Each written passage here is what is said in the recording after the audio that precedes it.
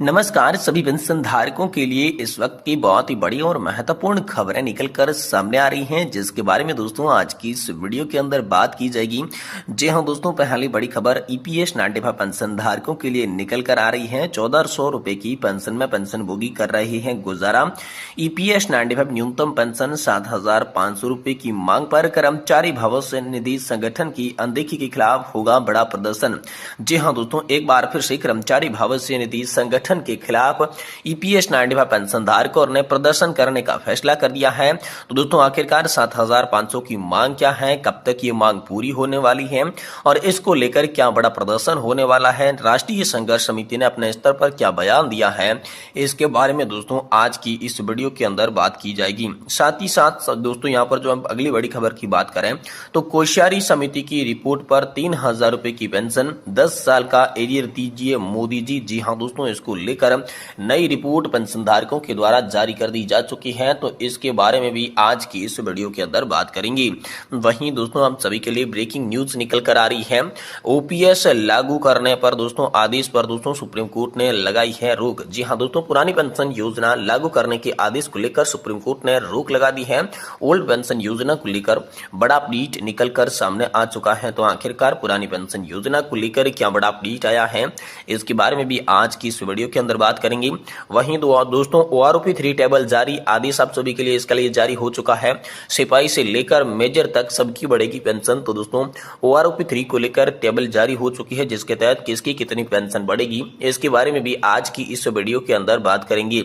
यानी कि दोस्तों पेंशन धारकों से जुड़ी तमाम बड़ी खबरों की चर्चा आज की इस वीडियो के अंदर करेंगे। इसलिए आप सभी से निवेदन करते हैं कि दोस्तों आज की इस वीडियो को आप लास्ट तक देखिएगा।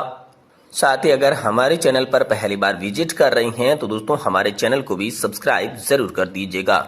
तो चलिए दोस्तों बिना किसी देरी के पेंशन धारकों से जुड़ी आज की तमाम बड़ी खबरों की चर्चा इस वीडियो के अंदर कर लेते हैं। देखिए पहली बड़ी खबर की बात करें तो ईपीएस 95 पेंशन योजना को लेकर बड़ी खबर है कि 1400 रुपए की पेंशन से पेंशन भोगी कर रहे हैं गुजारा। ईपीएस 95 न्यूनतम पेंशन 7500 की मांग पर ईपीएफओ की अनदेखी के खिलाफ होगा प्रदर्शन। जी हाँ दोस्तों, कर्मचारी भविष्य निधि संगठन के खिलाफ प्रदर्शन की बात सामने आई है। ईपीएस 95 पेंशन धारक न्यूनतम पेंशन 1000 रुपए से बढ़ाकर 7500 रुपए करने की मांग कर रही हैं। सरकार और ईपीएफओ की अनदेखी से नाराज पेंशनधारक चुनाव में विरोध करने की योजना बना रही हैं और किसानों से समर्थन की अपील कर रही हैं। भारत में ईपीएस 95 पेंशनधारकों द्वारा न्यूनतम पेंशन की राशि 1000 रुपए से बढ़ाकर 7500 करने की मांग तेजी से जोर पकड़ रही है। पेंशन भोगियों का यह आंदोलन सिर्फ आर्थिक सहायता की जरूरत ही नहीं बल्कि सामाजिक न्याय की भी मांग कर रहा है। उम्र की आखिरी पड़ाव में जहां जीवन यापन की चुनौतियां और अधिक कठिन हो जाती है, वहां पर 1000 रुपए की पेंशन उनके लिए पर्याप्त नहीं है। ऐसे में पेंशनधारक उम्मीद कर रही हैं कि कर्मचारी भविष्य निधि संगठन उनकी जायज मांग को माने और उनके पेंशन के लिए उचित वृद्धि करे। दोस्तों इस मांग की यहाँ पर रहा आ रही है कि अड़चनों से पेंशनधारक नाराज हैं। दोस्तों केंद्र सरकार, श्रम मंत्रालय और कर्मचारी भविष्य निधि संगठन पर उनकी नाराजगी साफ झलक रही है। उनका मानना है कि सरकार द्वारा उनकी इस गंभीर समस्या पर ध्यान नहीं दिया जा रहा है। गौतम चक्रवर्ती जो कि एक वरिष्ठ नागरिक हैं, वे अपनी नाराजगी व्यक्त करते हुए कहते हैं कि प्रधानमंत्री मोदी जी ने किसानों की मांग को जिस तरीके से मान्यता दी है वह सराहनीय है, लेकिन निजी स्कूलों के शिक्षकों और अन्य संगठित क्षेत्र के कर्मचारियों के योगदान को नजरअंदाज नहीं किया जाना चाहिए। पेंशनधारकों का कहना है कि निजी स्कूलों के शिक्षकों और अस्पतालों के कर्मचारियों और अन्य संगठित क्षेत्र में काम करने वाले लोग राष्ट्र निर्माण में महत्वपूर्ण भूमिका निभाते हैं। ये लोग अपने अपने क्षेत्र में उत्कृष्ट प्रदर्शन कर देश की वैश्विक मंचों पर सम्मान दिलाते हैं, लेकिन दुर्भाग्यवश जैसे ही ये लोग वृद्धावस्था में पहुंचते हैं, सरकार और समाज दोनों ही इन्हें भूल जाते हैं। इस समय जब जरूरी वस्तुओं की कीमतों आसमान छू रही है, तब ईपीएस 95 पेंशन भोगियों को औसतन 1400 रुपए की मासिक पेंशन से गुजारा करना पड़ रहा है। यह स्थिति उनकी आर्थिक असुरक्षा और गहरा करती है और इस पेंशन की राशि को बढ़ाने की मांग हेतु पेंशन भोगियों ने इसे चोट पर नमक छिड़कने जैसा माना है। दोस्तों मौजूद यहाँ पर मानसून सत्र के दौरान लोकसभा और राज्यसभा विधानसभा में विभिन्न दलों के सांसदों और यहाँ पर जो है पार्टी लाइन के ऊपर उठकर पेंशन धारकों ने दयनीय स्थिति पर आवाज उठाई। उन्होंने पेंशन धारकों की पेंशन वृद्धि की मांग को पुरजोर तरीके से प्रस्तुत किया है, लेकिन टीम मोदी इस पर कोई खास असर नहीं होता दिख रहा है। सरकार ने इस मामले में अभी तक कोई भी ठोस कदम नहीं उठाया है, जो पेंशन धारकों के बीच और भी अधिक नाराजगी का कारण बन रहा है। दोस्तों, यहाँ पर पेंशन धारकों ने उत्तर प्रदेश विधानसभा चुनाव की 10 सीटों पर होने वाले उपचुनाव में भाजपा के खिलाफ एक रणनीति तैयार की है। वे मानते हैं कि इस चुनाव के माध्यम से सरकार और श्रमिकों के प्रति कई खराब व्यवहार के लिए एक मूल्य चुकाना पड़ेगा। ये उपचुनाव पेंशन धारकों के लिए अपनी शक्ति प्रदर्शन करने का एक अहम मौका प्रदान करता है। आपको बता दें कि पेंशन धारकों ने किसानों से अपील की है कि वे उनके संघर्ष में उनका साथ दें। उनका मानना है कि किसान अपनी संगठनात्मक ताकत का इस्तेमाल करके एनडीए सरकार को पेंशन वृद्धि के लिए मजबूर कर सकती हैं। उन्होंने किसानों को ये याद दिलाया कि योगदान का लाभ समाज के सभी वर्गों ने उठाया है और अब समय आ गया है कि वे पेंशनधारकों की इस जायज मांग का समर्थन करें। ईपीएस 90 पेंशन वृद्धि की मांग आज के समय में एक महत्वपूर्ण जरूरत बन गई है। पेंशनधारकों की मांग को न सिर्फ उनका आर्थिक हक में शामिल है, बल्कि उनके सम्मान और गरिमा की भी लड़ाई है। सरकार को चाहिए कि वह इस मांग पर गंभीरता से विचार करें और वृद्धावस्था में पेंशनधारकों को एक सम्मानजनक जीवन जीने का अधिकार दें। ये बड़ी खबर दोस्तों हाल फिलहाल में आप सभी के लिए निकलकर सामने आ चुकी है।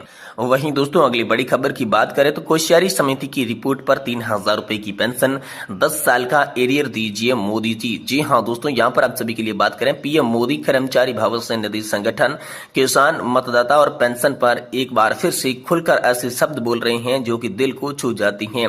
रिटायरमेंट के बाद पेंशनर्स अपनी बात सरकार तक पहुंचाने के लिए सोशल मीडिया का सहारा ले रही हैं।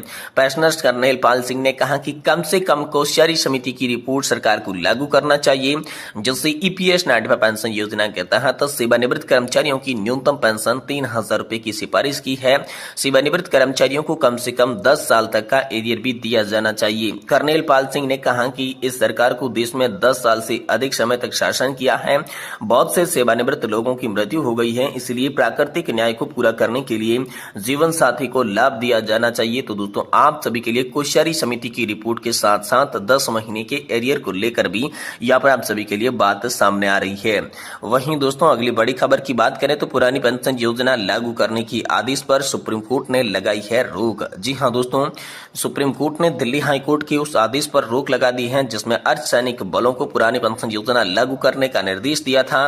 कोर्ट ने भारत संघ को अपील की अनुमति देते हुए इस मामले में अंतरिम सुनवाई तक स्थगित की पुष्टि कर दी है।